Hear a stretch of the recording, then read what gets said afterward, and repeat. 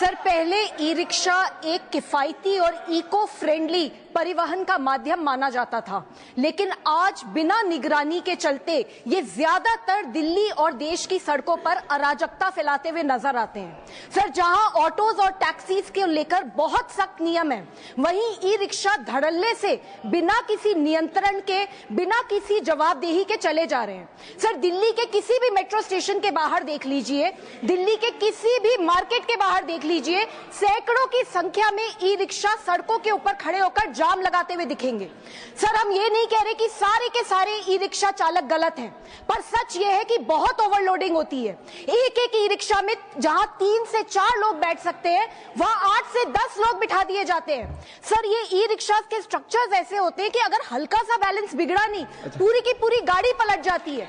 Sir, ये भी देखने को आता है कि बहुत सारे ई रिक्शा ड्राइवर्स, उनके पास ना तो कोई लाइसेंस है, ना ही किसी प्रकार का कोई ट्रेनिंग, रॉन्ग साइड पे चलाते हैं, ओवर स्पीडिंग करते हैं, रेड लाइट तोड़ते हैं, ये सब आम होता जा रहा है। सर, राज्य सरकारों के पास कोई आंकड़े भी नहीं है।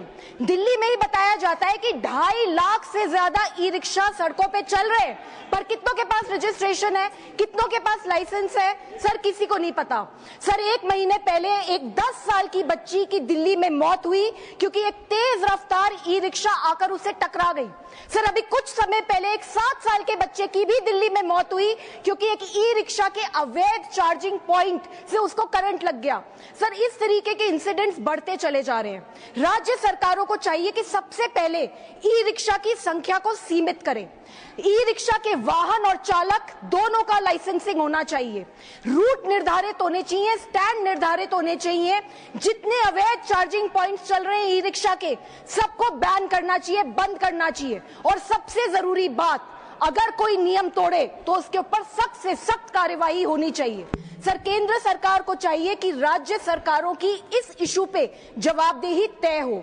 सर, हमें सुविधा चाहिए लेकिन सिस्टम के साथ, हमें रफ्तार भी चाहिए लेकिन जिम्मेदारी के साथ, और सबसे बड़ी बात सर, हमें प्रगति चाहिए लेकिन किसी की जिंदगी की कीमत पे नहीं। जय हिंद।